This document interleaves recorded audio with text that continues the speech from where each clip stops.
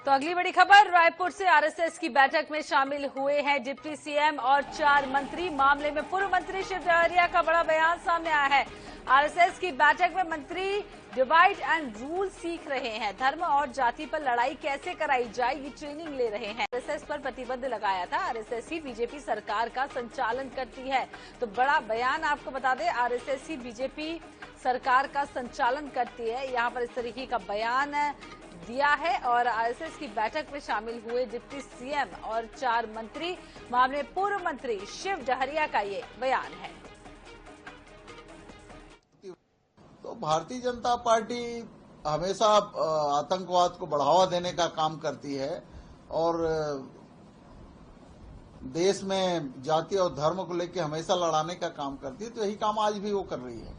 जब वो उनकी गतिविधियां खराब थी तो देश में बैन लगा दिया था, जिसको लौह पुरुष कहते हैं सरदार वल्लभ भाई पटेल जी ने, जिसके नरेंद्र मोदी जी रोज गुणगान करते हैं। उसके विश्व में सबसे बड़ी मूर्ति बना के नरेंद्र मोदी जी रखे हैं। उन्होंने ही आरएसएस पे प्रतिबंध लगाया था। और आरएसएस जो है एक कट्टरवादी संगठन है जो जाति धर्म के नाम पे लड़ाने का काम करती है। आज वो इन लोगों को ट्रेनिंग दे रहे हैं किस तरह से प्रदेश में लोगों को लड़ाने का काम किया जाए और अपनी राजनीतिक गोटी बिठाया जाए। ये आरएसएस और भारतीय जनता पार्टी का सिद्धांत ही है। डहरिया का ये बयान आपने सुना, जहां आरएसएस की बैठक में शामिल हुए डिप्टी सीएम और 4 मंत्री पर उन्होंने ये बयान दिया है, कटाक्ष किया है और उन्होंने ये कहा है कि आरएसएस ही है जो भारतीय जनता पार्टी की सरकार को चलाती है। धर्म और जाति पर लड़ाई कैसे कराई जाती है, इस तरीके की ट्रेनिंग दी जाती है। सरदार पटेल ने इसलिए आरएसएस पर प्रतिबंध लगाया था। तो ढेर सारी विवादित बातें यहाँ पर कही। आरएसएस की ही बीजेपी सरकार का संचालन करती है। तो आपको बता दें, आरएसएस की एक बैठक हुई जिसमें डिप्टी सीएम और 4 मंत्री आपको बता दें राज्य से शामिल हुए थे, जहां मामले पर अब पूर्व मंत्री शिव डहरिया का ये बयान सामने आया। उन्होंने कहा है कि आरएसएस की बैठक में मंत्री डिवाइड एंड रूल सीख रहे हैं। धर्म और जाति पर लड़ाई कैसी करी जाए इसको लेकर ट्रेनिंग ली जाती है और सरदार पटेल ने इसलिए आरएसएस पर प्रतिबंध लगाने की बात कही थी।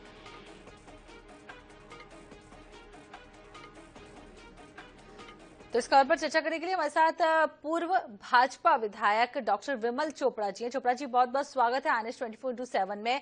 पूर्व मंत्री का ये बयान सामने आया है जो कह रहे हैं कि आरएसएस ही है जो बीजेपी की पार्टी का संचालन करती है। इसके अलावा डिवाइड एंड रूल जैसी कई सारी बातें कही हैं और जाति और धर्म को लड़ाने की सीख आरएसएस भारतीय जनता पार्टी को देती है। किस तरीके से देखते हैं इन बयानों को?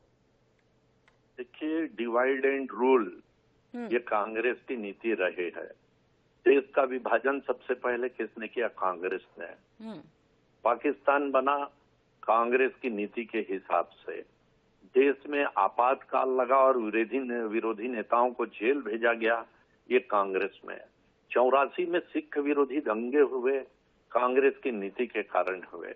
और अभी राहुल गांधी अमेरिका में जाकर के, विदेश में जाकर के किस प्रकार का वक्तव्य देते हैं कि सिखों के बारे में, कि सिखों को देश में स्वतंत्रता नहीं है पगड़ी पहनने की, कड़ा पहनने की, गुरुद्वारा जाने की।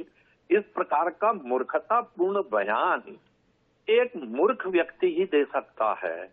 आज जो भी देश में आ जाए, भारत में आ जाए, सिख के साथ साथ हर समाज के व्यक्ति, हर धर्म के व्यक्ति, चाहे वो मुसलमान हो, चाहे वो ईसाई हो, चाहे जैन हो, चाहे सिख हो, उसको अपनी धार्मिक स्वतंत्रता है।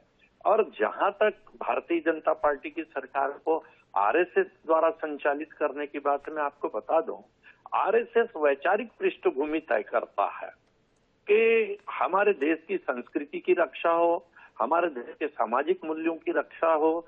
इसको जो है आरएसएस जो है भारतीय जनता पार्टी को समय समय पर इन सब बातों का ध्यान दिलाते रहता है जी। लेकिन दैनंदिन जो काम है, जो सरकारी काम है, जो सरकारी नीतियां हैं, उस पर आरएसएस का कोई नियंत्रण नहीं रहता।